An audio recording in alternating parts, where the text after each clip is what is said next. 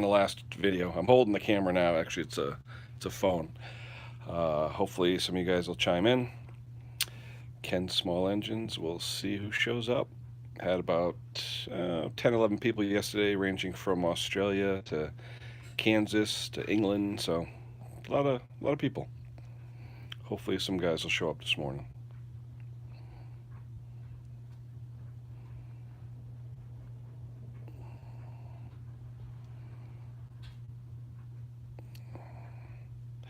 Uh, 38 seconds in, I'm not that popular, I guess. We'll see. Hopefully, someone shows up. Sunday morning. What time is it? About 11 o'clock. Yeah, people should be up by now. We'll see. Hmm. Uh, since no one's here, I'm not going to talk too much until people arrive. I don't want to waste my breath.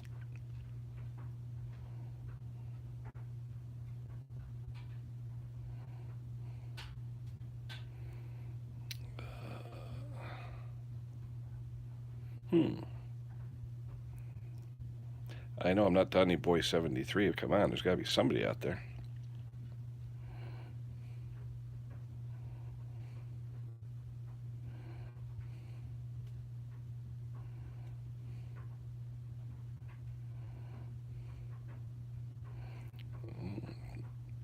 A minute and a half in.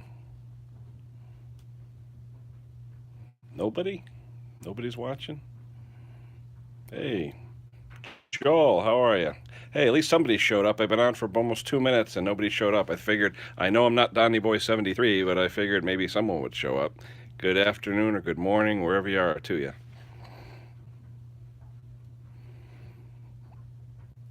Yesterday, for some reason, the video I had yesterday, the live video, got deleted. I don't know why. Maybe I hit the wrong button. But today I figured I'm using a different phone and I'm holding it in my hand this time. There's better lighting. You can actually see my ugly mug. So this way, if anyone wants to really see what I look like, it's a better shot today. Where are you from, Joel?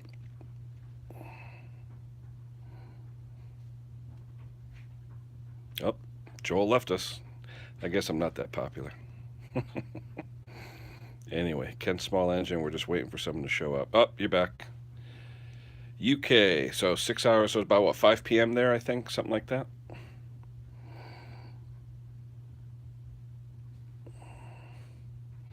You into the small engine at all? I think I've seen your name before, Joel. You post any videos?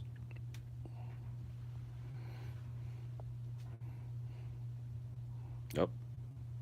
Says he's out again. Oh, okay. Yeah, I've seen your name. I remember when I see the name Wright, though, I think of those Wright stand-up mowers all the time. I guess there's a yellow, I think it's yellow, and they're called Wright, and they're stand-up mowers. Pretty nice, though. I think they're made in the States. But I was just watching one of the guys on here yesterday from Australia was working on a blue-colored push mower from Australia called a partner. Now, when I think of partner, I think of chainsaws. I don't think of push mowers. So I don't know if that's something exclusive to UK or Australia, but it was called a partner lawnmower. Oh, T54, the saw, the concrete saw. My buddy just bought a aftermarket top end kit for that. He got one that was straight gassed. He got it really cheap too for a couple $100. So, and I think he's going from a 500 to a 540, something like that. He's upping the CCs. So it seems like a fairly straightforward build. Not too bad. You do a lot of two strokes or four strokes, or what's your specialty?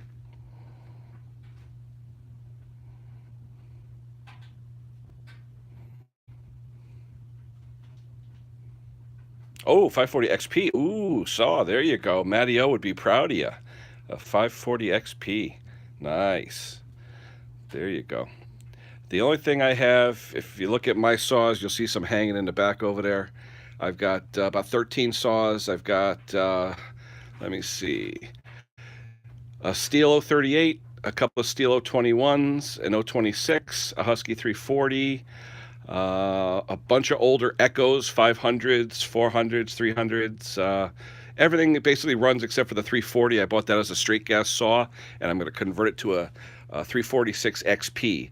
I saw the kits out there. They're about 160, 170 bucks, and you could completely transform them. And OEM parts too. A guy on eBay sells the kit, so I may do that. I may have to talk to Matty O though to get the other half of the clamshell to make it into a removable cylinder type saw. I think Matty said he'd give me one for about 30 bucks or something. Anyhow, is the saw something you used or something you bought that needed rebuild or what? Because I know looking around here, people think those saws are worth gold. I don't know why, but a straight gas saw out here, you guys want a couple $100 for them, which is ridiculous because you end up spending $300-400 rebuilding them anyway. So, and I'm a little bit like Maddie, where I don't have a lot of wood to cut. I just enjoy working on them. So that's where I have fun.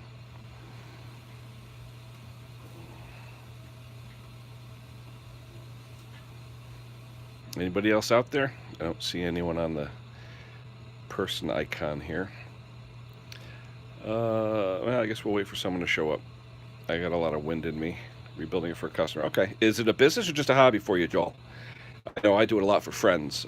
Sometimes, I'll charge money, but for the most part, I do it a lot, just to help out people.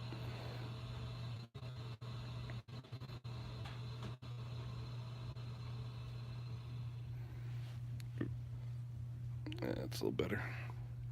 You can see parts hanging in my rafters. Old Kohler K-Series pistons and rods, all the things I've rebuilt over the years. I don't know, for some reason they're like trophies. I hang the piston and rod that came out of a Kohler K-Series. I probably got 30 of them hanging in my rafters, but I've probably done 300 or 400 over the years. Been doing it about 19, 20 years, something like that. Started out with the Kohler K-Series and a Cub Cadet 107 tractor. That's what started me off. Oh, nice.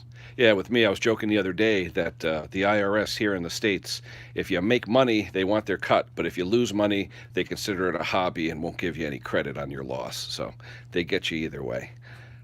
What I do most of the time if I make money off of the job I work on, I'll reinvest it in, tools and things like that. I try not to spend any of my salary money for my day job. I'm a foreman in an aircraft manufacturing plant. We make helicopters. You probably heard of them. I don't want to say the name, but pretty popular. Been doing that now for about 10 years. Been in manufacturing about 36 years. So showing my age. So is that your full-time job now, or you mean it's a business on the side?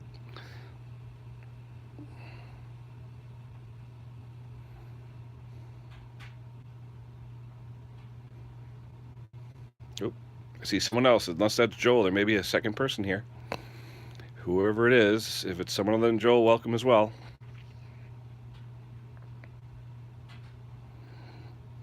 I actually got a bunch of responses yesterday from people that saw the live shot. 36. Oh my gosh, 36. But you say top handles, is it like for arborists or is it friends? I know a lot of the arborists and the tree guys around here, they love the top handled, like the 200Ts, 201s, things like that. And they're hard to find. I mean, I can't get a rebuildable carcass on a 200 or 201 for under 200 or 300 bucks. They're just valuable, especially when you see the lanyard on the end of them to connect to like a rope. It's an arborist saw, and you know that it's worth something.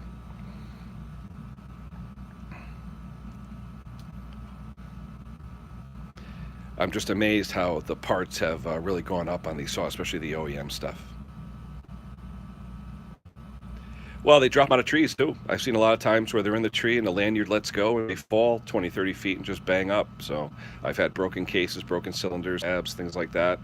I have a friend of mine does like magnesium welding, and he helps me out sometimes if there's a broken tab or something. But most of the time they're easy to fix. But I'm just amazed at the cost of, say, the plastic.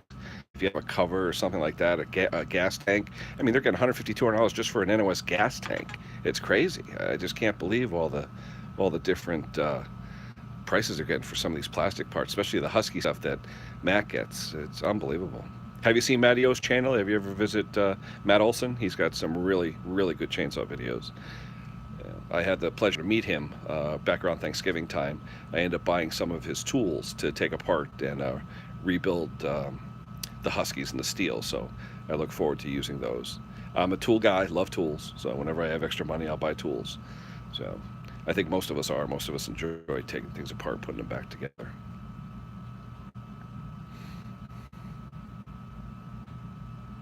There's another guy on here, Craig Timmons, real nice guy, I believe from the Carolinas.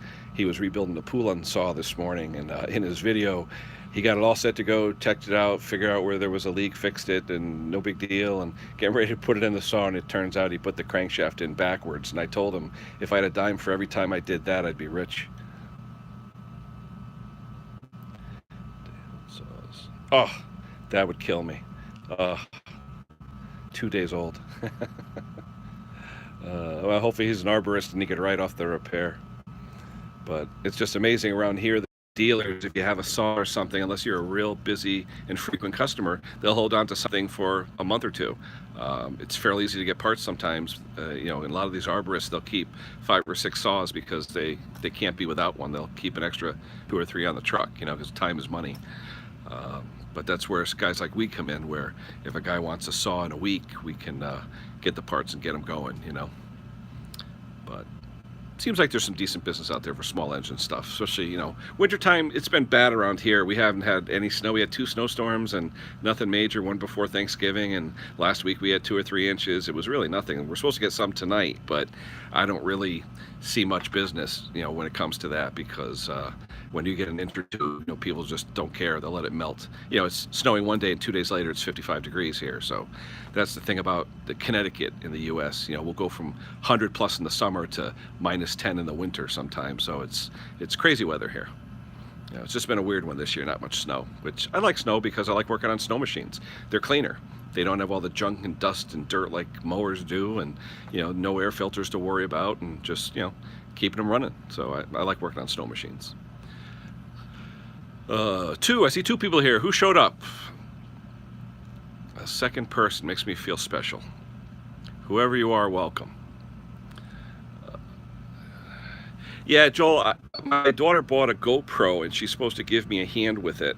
And right now I'm just using the phone. I've had a couple of videos I did on my phone. I just don't like the way the phone comes out, but I'm going to start using the GoPro and do some other ones. I just have to get a decent, like a desktop computer or something I can do editing in.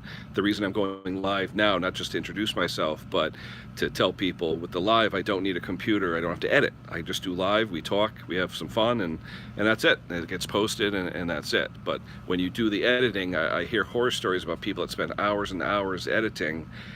For a 20-minute video, they're working on it for 3 or 4 hours. I just don't have that kind of time. So at this point, from at least now going forward for the short term, we'll just keep it live. I think live is pretty good. Who else is out there? I see 2 people chimed in. Don't be afraid to say hello.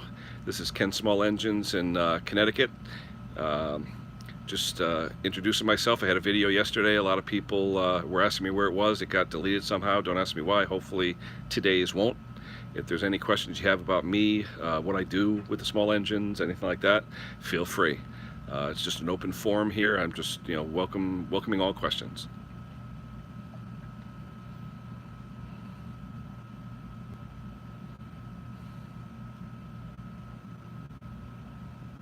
Whoever showed up, if you want to know a little bit about me, I'll start again real quick. Basically, I work as a manufacturing supervisor during the day, aircraft company. We manufacture helicopters. And my hobby is small engines. Been doing it for about 20 years. Anything from 2-strokes up to complete tractors, hydraulics, transmissions, anything. If it's a small engine, I'll work on it. Went to school for mechanical engineering. Also went to school for management. I got an MBA as well. I'm an educated guy, but I just enjoy fixing things.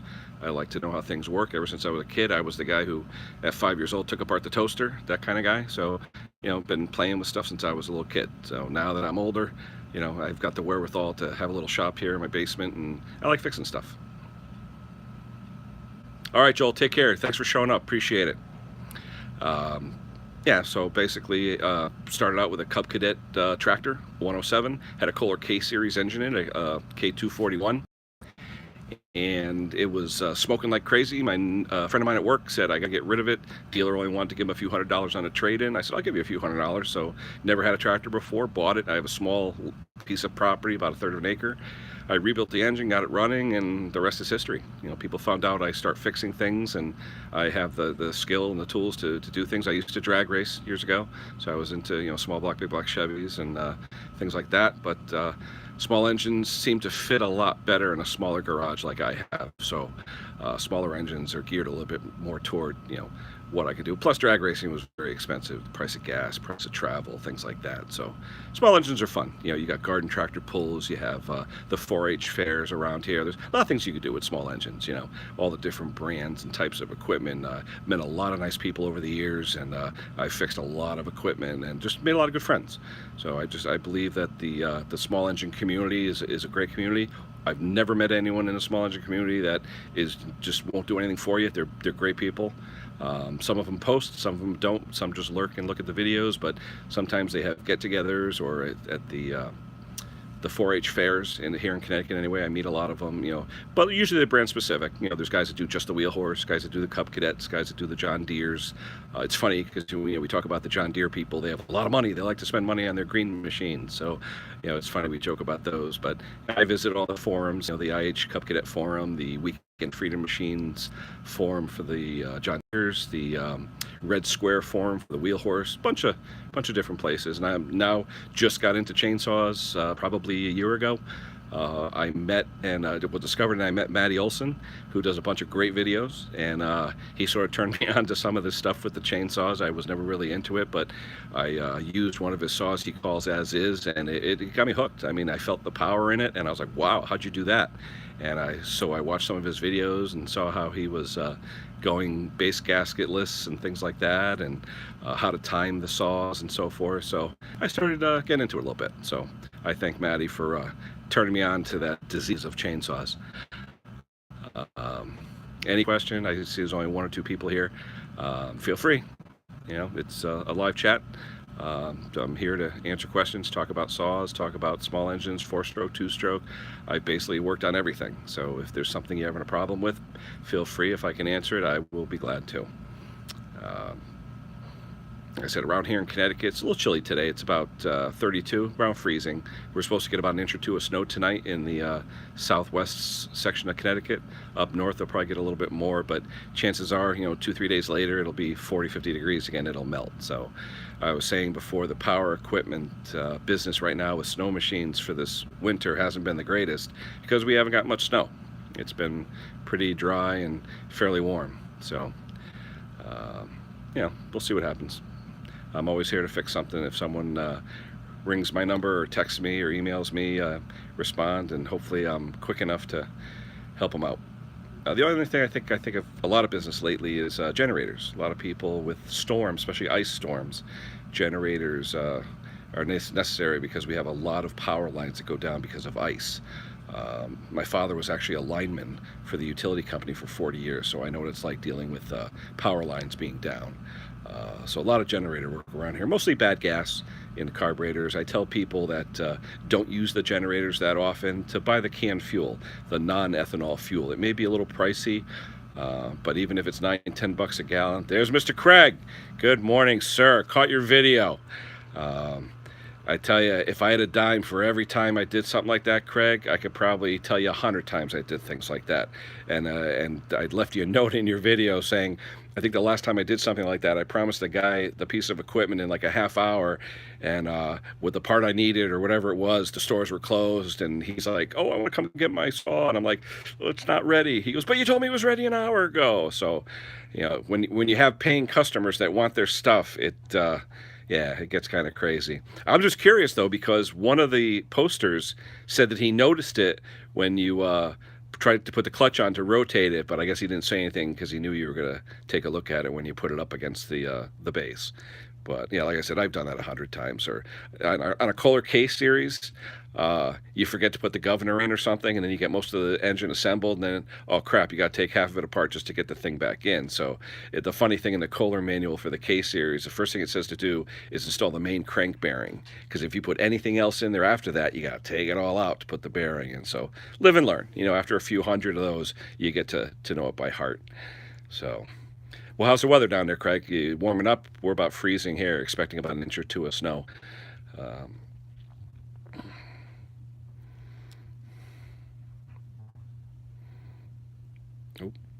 How's my picture? Can everyone see me clearly? Because I'm using a different camera today. I'm using actually a different phone, and I'm holding it in my hand versus having it under a light, which kind of gave me a weird glare yesterday.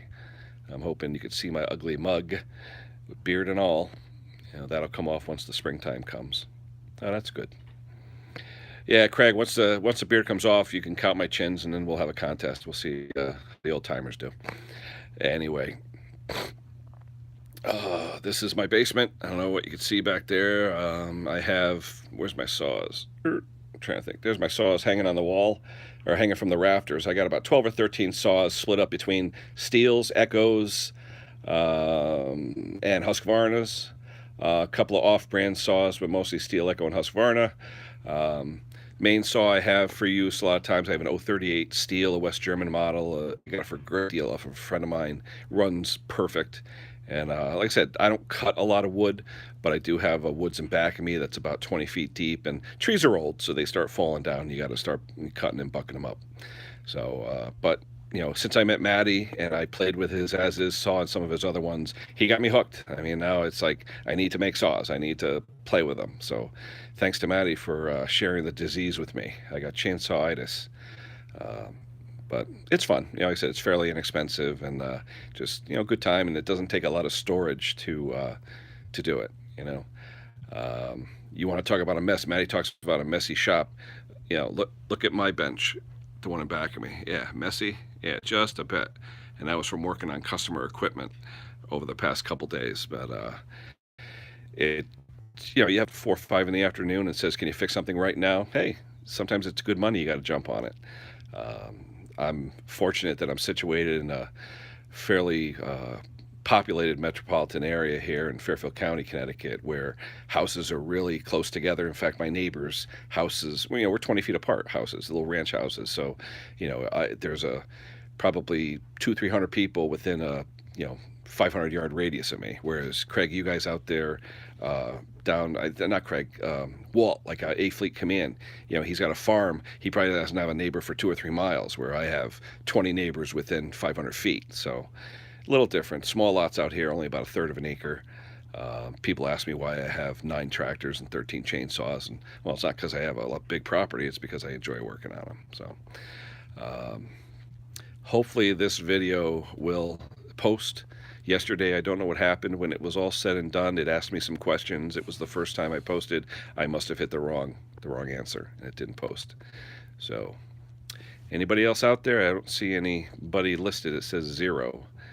So we'll see what happens. But nobody. All right. Well, it's been about 20, 22, 23 minutes. I'm going to call it quits for today. Going to get some videos together on, someone wanted to see my toolboxes, what tools I use. You're still here, Craig? I'll talk to you all day, Craig. I don't care. Somebody wanted videos on the tools I use. I actually have over here on my bench, I don't know if you can see it, my 2-stroke toolbox. There it is, that black toolbox. I call it my 2-stroke toolbox. Anytime I work on a chainsaw or anything with 2-stroke, I use that box. Anything related to 2 strokes is in that box, whether it be Torx drivers or tachometers or anything related to 2 strokes. That's the box I use. I take it with me. I have it in my truck all the time, and that's what I use for 2 strokes. And now that I'm into saws, I mean, it's great to have because of the size of saws and what you really need to work on them. You really don't need that much to get geared up to start working on them. Now, I see, Craig, you do your stuff. Is that a barn you have? It looks, I don't know if it's a garage or barn. It looks like a barn. And I know I'm actually in my basement of my ranch home. It's a single level ranch with a full basement, and you could walk out to the garage and walk into the walkout basement. So yeah, I'd kill for a barn just to have the storage. In my town, they frown outdoor structures and outdoor dwellings like sheds and stuff. They just want to tax you. In fact, I don't know if anyone's heard, in Connecticut here, they're starting to set up for these new tolls. They took the tolls out of here back in the 80s. We had a massive accident in one of the toll booths, and they took out all the tolls so it saved some lives. But now the state wants more money, so they're starting to set up all the toll booths. Hence the name. Barn shop video. There you go. I got to do something for mine. I don't know, basement shop video. I think someone already coined that term, but I'll figure something out. I'll have to get a sign made up. But like I said, right now, don't have a lot to work on today. I have a 136 saw that needs seals. I'm going to swap the camera out for a second. Hold on. If you look on my dirty bench, Craig, it's a filthy bench. I know, I got to clean it. But in this bag here, okay, it came from the land of the rising sun. There's bearings and there's seals. Now, these are the seals for the 136. Um, Amazon had the two bearings with metal cages. They actually have metal cages. But my question to you, Craig, was I see these are rubber coated metal cups, if you will, for the seals. Do they just slip right on the bearings? Do you have to glue them on or anything, or you just plop them right onto the bearings? Because I've never done one of those clamshells on the Husky before. I just want to make sure I'm doing it right. Someone told me you just slip them over, and then after you slip them on, use they should slide onto the crankshaft fairly easy, and then just 1184 around that seal and around the whole clamshell, both halves, and that's it. And it should go together fine. But the other question I had for you, Craig, with the 1184, you had talked about when you use that silicone, you let it dry for a couple days. But 1184, you just have to let it get tacky, right, and then put it together. I mean, I've used it for different things, but I just want to make sure I don't start the saw too soon. I remember what happened with Matt with the Loctite 518. Yeah, okay. I'll take a look. Yeah, that's my next project. I'm going to do that. But as everyone can see, messy, messy, messy, messy shop. It's just I've been working like crazy getting stuff done. Let me switch it back to my ugly face. There you go. Hi, guys. How you doing? I see another person out there. I don't know if it's just Craig and Joel or somebody else out there, but welcome to whoever you are. Ken Small Engines, Trumbull, Connecticut. About 32 degrees here. It's supposed to snow tonight, inch or two. Nothing major. Craig, it's funny, you talk about Poulan's, the saw that you worked on. I think I have 2 or 3 of them on my shelf, both with straight gas cylinders. But you said you had about $40 into it. It was weird. I went online. The ones that, let me see, tack here, 24 hours. Okay, I'll try that. The Poulan's I have, I went online to look. They actually have rubber, like O-ring style gaskets to go onto the cylinders. So I don't know if it's a newer design or not. One's one of those Wild Thing saws, and the other one's just a 3314 or whatever it is. But I noticed that they have a molded cylinder seal that goes in there. But when I priced it out, I priced out a cylinder, a piston, ring, all that stuff. It was close to $50, and I'm saying to myself, I could probably get a running Poulan, saw like that for $50. So plus with labor, I mean, if I'm doing it for a friend or something, yeah. If I'm doing it for a friend, I sort of do the labor gratis because, usually I like bartering more than anything. Money is the quickest way to ruin friendships if you have a good friend. So, if I have a friend of mine who has a lot of construction equipment, and I do a lot of stuff for him, and he helps me out anytime I need it. I have electrician friends, carpenter friends, and I just rather barter. I need someone to help me put some plumbing in, and he needs help getting a snowblower running. So to me, that's the best way. He calls me up anytime, and I can do the same. So, I mean, having the friendships with people in the trades, that's a great way to be. It's funny, I noticed, I don't know if it's there now, but Craigslist used to have a barter section where you put on your wares or your skill and say, want to trade for this, trade for that. I haven't really noticed it lately. I haven't looked. I really should look because sometimes if you're looking for something, you can, do a barter job. So there are 32 pistons. So that's not bad. Yeah, that's actually not bad. Huh. I should try. What was that? E-replacement, or where'd you get them from? Because I noticed though, or Jax. I use Jax. I use Repair Clinic, E-replacement. I just see it seems like E-replacement lately is a little more expensive. I don't know why. They just seem more expensive. HL too. I actually did place one order with HL for a few things, and they came fairly quick. I wanted to give Maddie the credit for that. Local row. Okay. Yep. See, around here, the only supplies we used to have Agway. They used to be popular around here, but then the guy who owned it went independent. Now he has his name on top of it. So not a lot of farms around here where I am, in the Bridgeport area, mostly residential. But you go 10, 15 miles up the road, you do get into farms. We do have a farm supply store. A couple tractor supplies went in. Those are handy. So, it's nice to have something local like that. Especially, I love Tractor Supply where, you can go in and buy bolts by the pound. That's phenomenal. I mean, I go in there, I'm like a kid in a candy store. Some of their prices are expensive. When it comes to hardware, it's pretty good. We used to have a Sears hardware here, but ever since the Sears went belly up almost, that disappeared. They had a great, what was it? The section, like a doorman section, and a section that had all kinds of miscellaneous hardware. It's just nice to have a store that's open on a Sunday where you need a particular nut and bolt or something. And Harbor Freight too. I mean, I'm a convert to Harbor Freight. I love some of the stuff they sell, but you have to, get what you're buying, know what you're buying, I should say, for the price. Harbor Freight's got some great deals. In fact, let me show you my Bruce Pender cart. Oh, shout out to Bruce Pender. He turned me on to one of these lift carts. I absolutely love it. This is the expensive Harbor Freight model that goes to 1,000 pounds. It was on sale from $269 to $199 with a coupon, so I picked it up. It goes up about 34 inches, but one thing I did notice with it, you pump it up, and you can see it goes about a half inch or inch every time you pump it. But over time, I don't know if it's a defect in the cylinder or not, it will bleed down. I came in here about 2 days later, the thing was on the ground, and I got nervous. Why was it on the ground? Do I have a leak in the cylinder or what? But it does what it needs to do. I use it to transport stuff in and out of my pickup when I'm delivering equipment, which is a godsend. I just have to make one of those ramps like Bruce Pender has, so you can roll equipment up onto it. It's a little narrow. I think it's about 2 feet wide. Bruce has, I think, a 30-inch wide plywood top that he put on his, and a little ramp to get like snow blowers and push mowers up and down. Just very, very convenient. I could wheel it in and out of my basement into my driveway and back and forth to the truck. So just very, very convenient. I recommend if anyone's working on these things, and actually if you don't have a workbench, it goes into a workbench. It's phenomenal. Horse Shop, they were here yesterday, I believe. If it's the same one that was here yesterday, welcome back. I told Craig I'm hoping I can get this video published today and not deleted. I think I must have hit the wrong key yesterday when I was done. It asked me a bunch of questions when I was done, and I think I just hit the wrong key. Any questions anybody has, feel free. Ken Small Engines, down southwest Trumbull, Connecticut.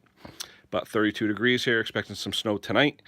Lazy day. Oh, it's Daytona 500 day. All the racers out there. I mean, I'm not really a big fan, but I will definitely watch the Daytona 500. I don't know what time it starts. I think maybe 2 or 3 o'clock, something like that. So we'll have to tune into that today. There was a guy in here yesterday from Darlington, and we were talking about the big one, where Darlington always has the crash in the last 3 to 5 laps. So that was pretty interesting. So yesterday was kind of cool. We had Australia was here, England was here. In fact, Joel from England, he was here this morning. Just a lot of nice people. We had Kansas in here. We had New Jersey. We had Texas. So we had a bunch of different people that showed up, and it was just interesting to meet the different people. I had never done a live cast before, and Matty Olson got me turned on to doing the live cast because he said you don't have to edit. You just go live, and that's it. You're done. Just watch your language and, watch personal things. You don't really want to put everything out there on the internet because, stays forever. So, anything real personal, keep to yourself. But as far as helping people out, introducing myself, talking about small engines and the things I like to do, hey, why not? So any questions from anybody, feel free. It's an open forum. It's just me telling everyone who I am, what I do, and just going live right now for convenience because it's the easiest and fastest way to do it. What else you got coming up, Craig? Anything else besides the pool line? You got any other stuff?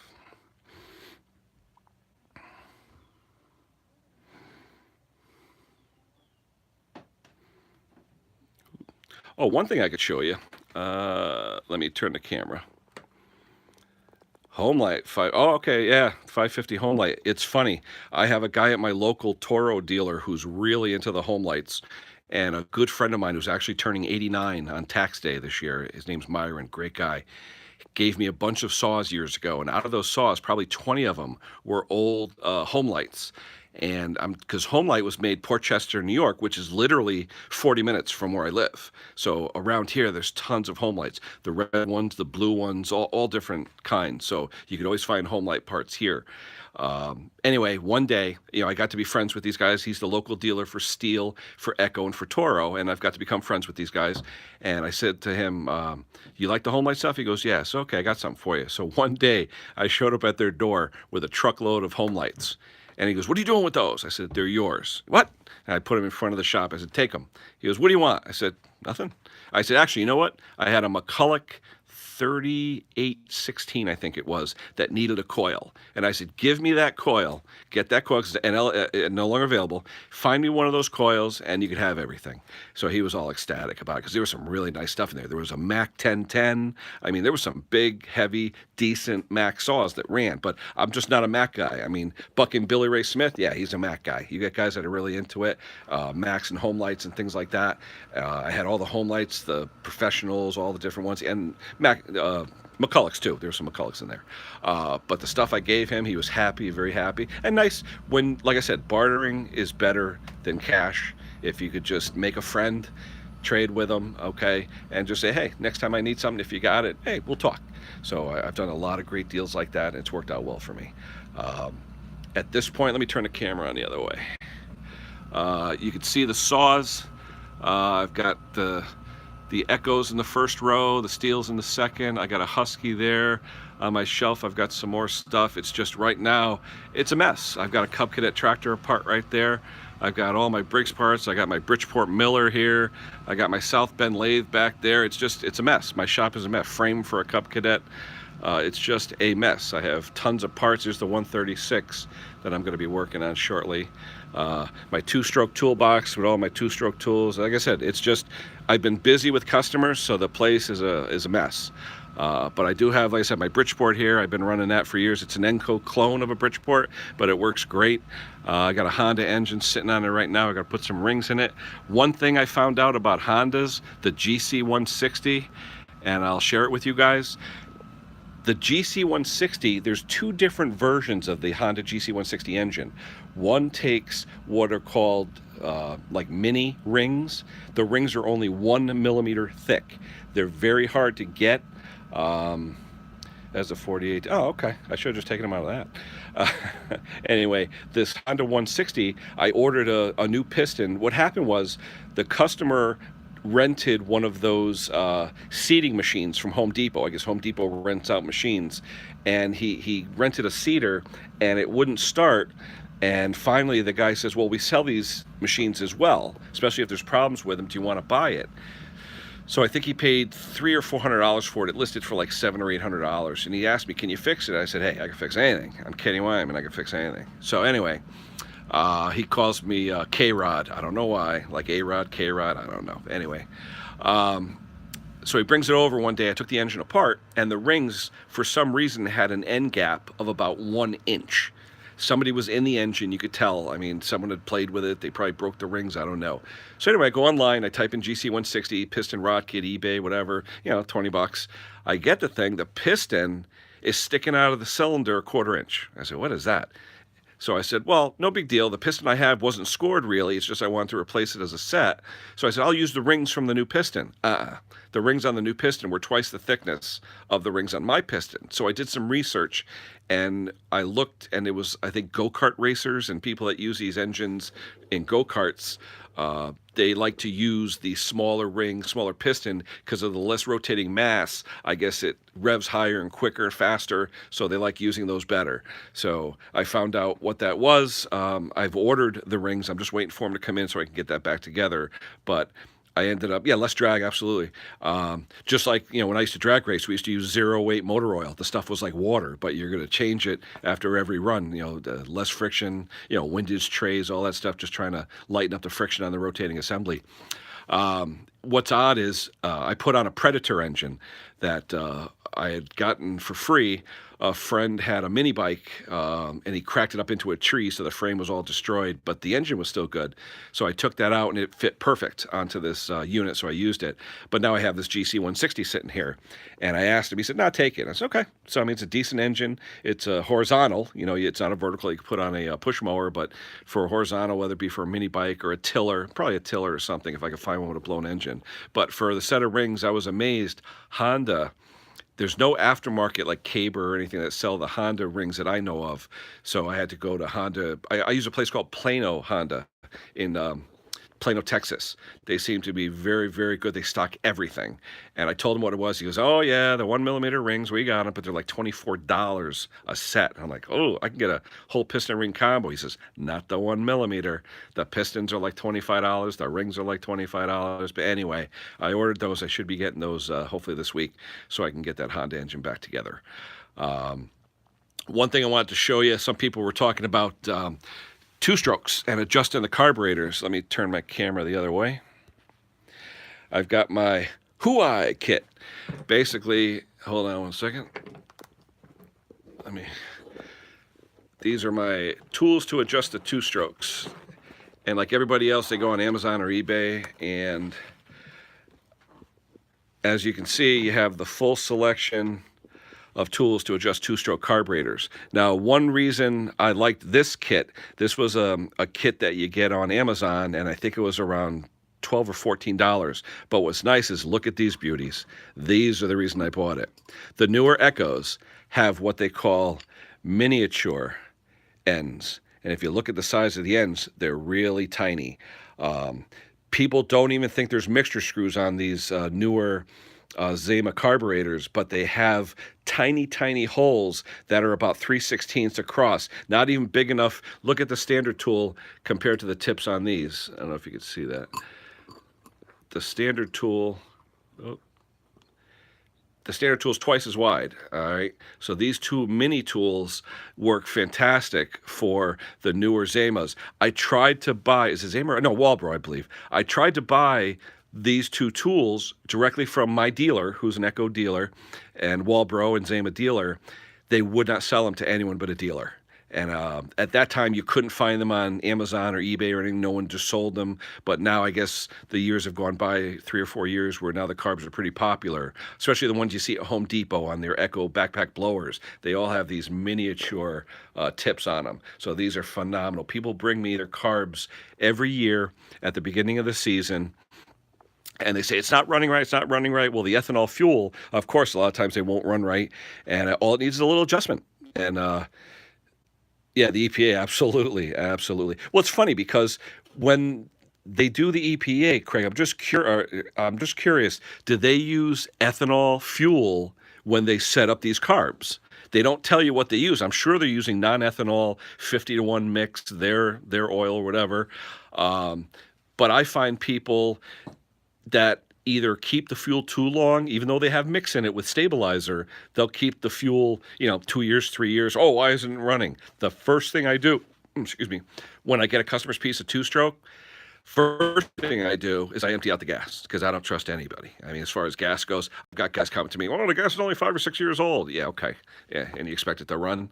I wouldn't even put it in my Chevy. Anyway, to me, 5-year-old fuel is good for starting a bonfire. That's about it.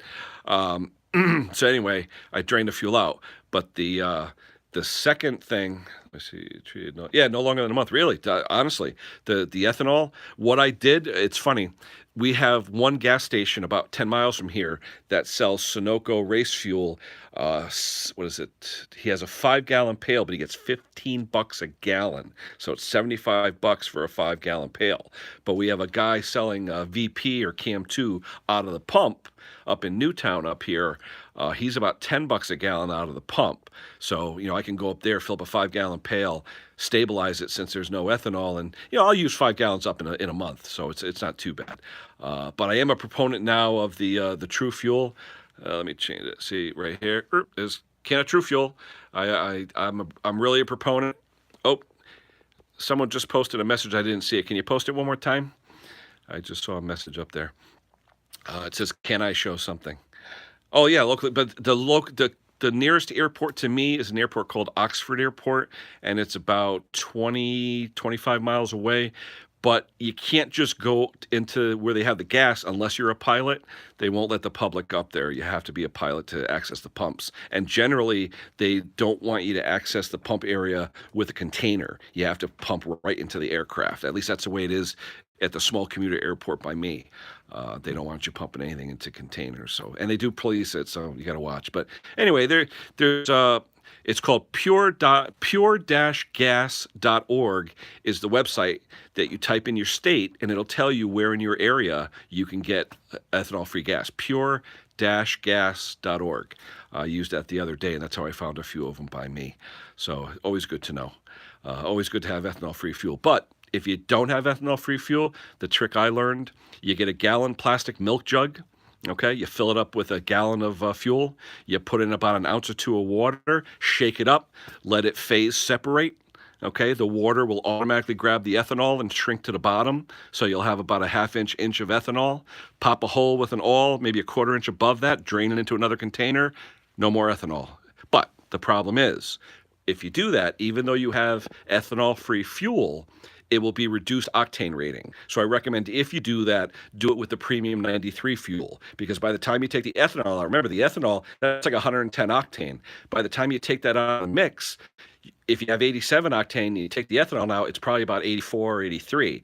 So if you're going to do that in a milk jug with a little bit of water to phase separate it, make sure you're using premium for that. And I've tried it and it works pretty good, But now that I know there's a station by me, hey, I'll just do that because, or I'll tell the customers to use the True Fuel. 93. And Craig, the plastic gas containers, I've heard all these stories since I'm a mechanical engineer by training about if you have plastic containers, and especially out in the sun, ozone will actually leach octane through the plastic over time. With sunlight, if you're exposing a plastic gas container, that's why you see them blown up from expansion and so forth, because of the expansion of the vapors and all. They say you'll actually leach octane through the plastic. So if you have 93 octane there for a month or so, it's about 90 in a month or so. So I don't know how true that is. I haven't seen, tests for it, but I've read about it, kind of interesting. Yeah, I mean, the best container for fuel is metal. The old jerry cans, the metal fuel, the Army proved it. You keep it in the metal, the fumes can't get out. It can't, can't do anything, can't react with anything. That's why all these True Fuel containers, they're not in plastic jugs, they're in metal cans. And it says once you crack the seal on the metal can, it goes from a 2-year shelf life to 1 year. So there must be some truth to it, What else can I talk about today? Someone had suggestions. Like I said, one guy wanted to see all my tools, and I want to get things neatened up a little bit before I do that because, like I said, it's a real mess right now. One thing, Craig, you could probably agree with this. Most important tool in my toolbox, where is it? Right here, my cheaters. Once I turn 50, I need these to read. I mean, anything about a foot or so closer to me, it's blurry. And I said, the day I turned 50, it was like, oh my God, it's like someone turned a switch on my head. Okay, you're blurry now. So anything within about a foot or so, even reading a Hot Rod magazine or something, Name of the two-stroke tools again. Well, these tools, let me change the camera. The one I bought was a company, hold on a second.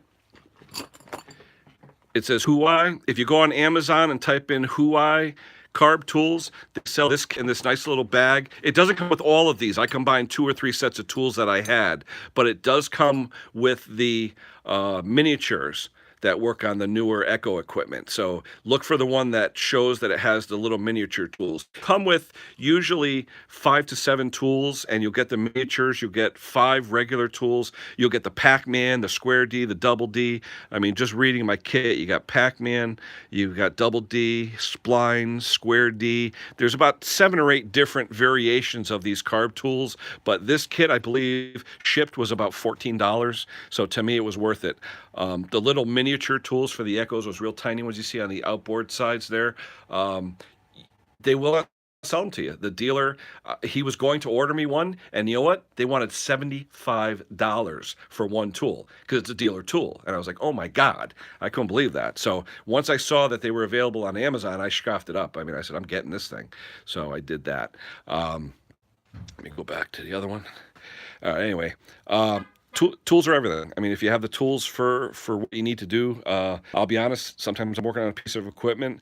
Sometimes I'll say no to the job if I don't have the exact tools I need. No problem, Blue Lodge. Where are you calling from, or where you YouTubing from? Anywhere in the States or different country? It's funny how we get people from all over the world on here.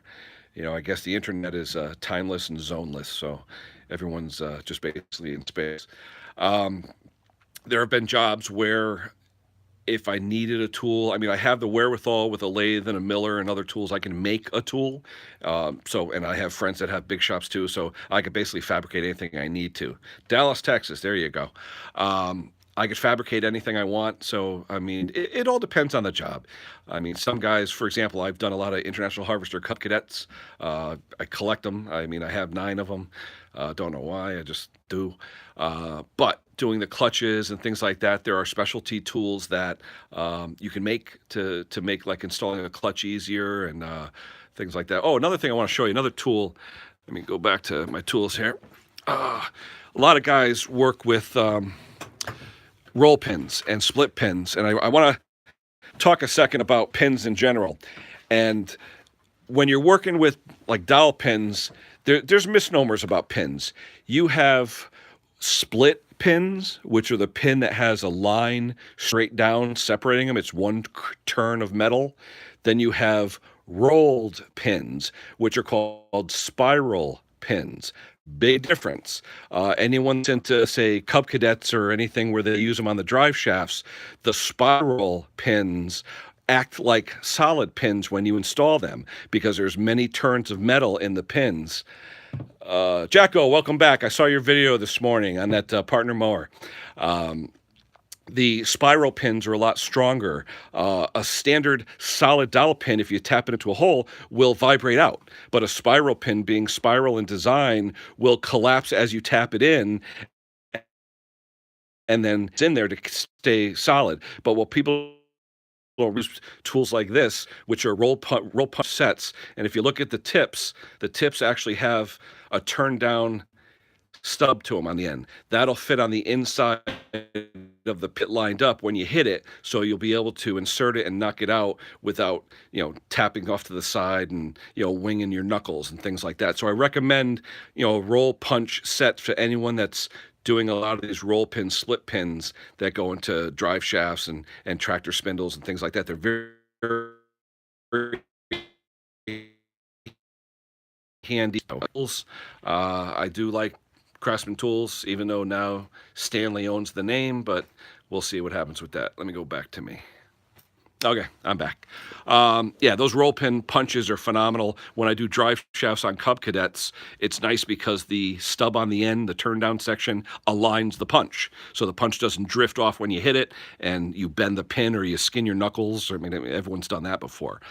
So like that specialty tools. I was doing some drive shafts 10, 15 years ago. I said, I really love these punches, so I bought them. And I tell you, they're invaluable.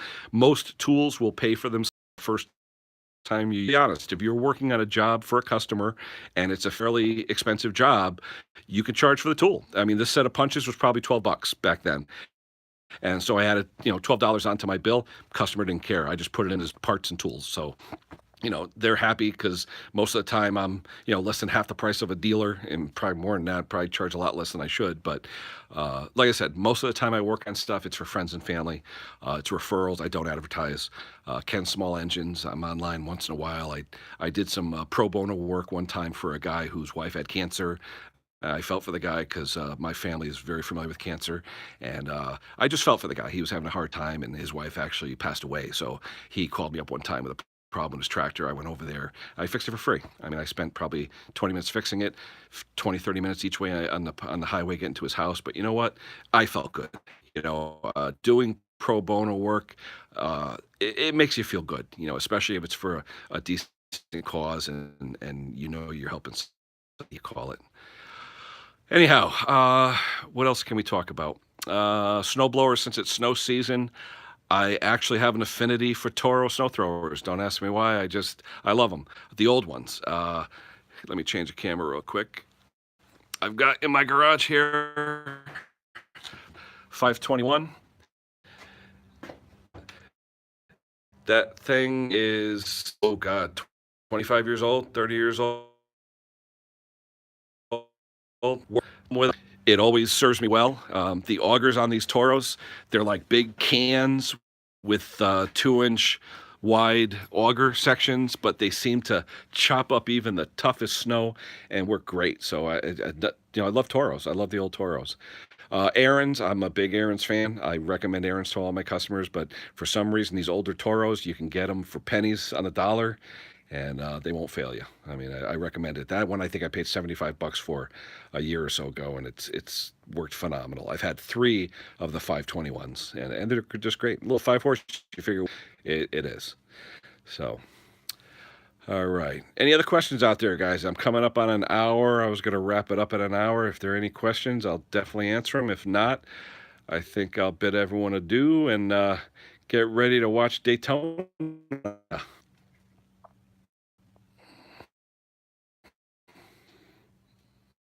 Questions? No, nothing? That's okay. Appreciate everyone that's here.